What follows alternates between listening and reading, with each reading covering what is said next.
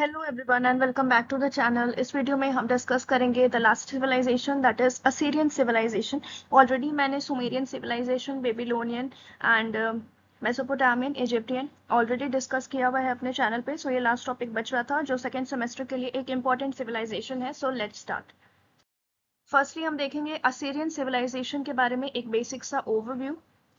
Assyrian civilization was a major Mesopotamian civilization that thrived in the Near East from approximately 2000 BCE to 609 BCE। ये time period आपको सारे civilisations के याद रखने बहुत इंपॉर्टेंट है क्योंकि क्वेश्चंस पूछ लिए जाते हैं एमसीक्यूज में इन ग्रेजुएशन। ठीक है, अब हम थोड़ा लोकेशन देखेंगे कि इसका लोकेशन क्या था, ये कहाँ पे सेंटर्ड थी। Centred in the region of Assyria located in present day northern Iraq. अभी के टाइम पे आप देख सकते हो मैप में, वर्ल्ड के मैप में, जहाँ पे इराक का नॉर्दर्न पार्ट है, नॉर्थ ईस्टर्न सीरिया का part and southern eastern Turkey का पार्ट। ये एरिया पहले असीरियन सिविलाइजेशन का एरिया था। एक आप याद रख सकते हैं इंपॉर्टेंट, सो दैट आप इसे प्रॉपरली डिस्कस कर पाओ अपने आंसर में।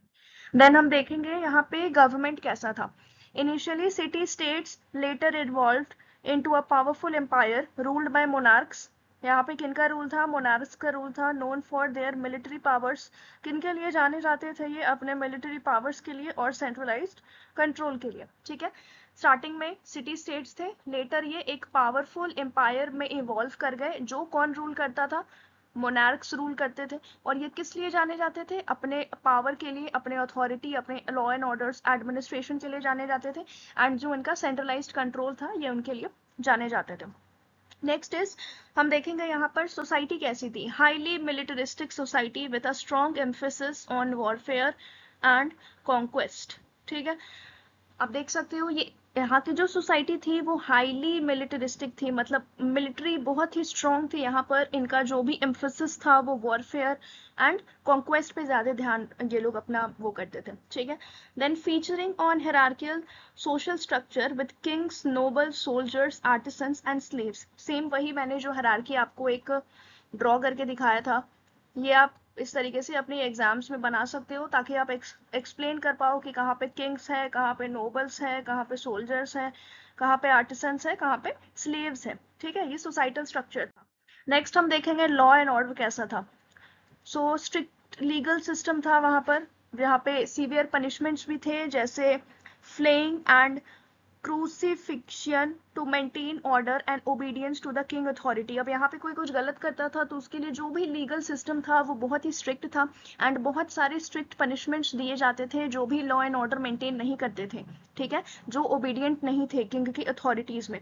नेक्स्ट हम अभी रिलीजन का टॉपिक डिस्कस करेंगे, that is polytheistic belief system with pantheons of god and goddesses.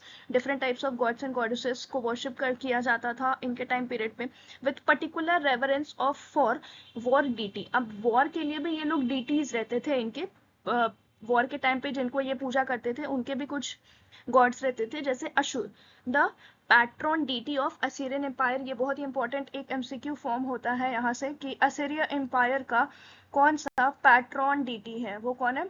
Asur.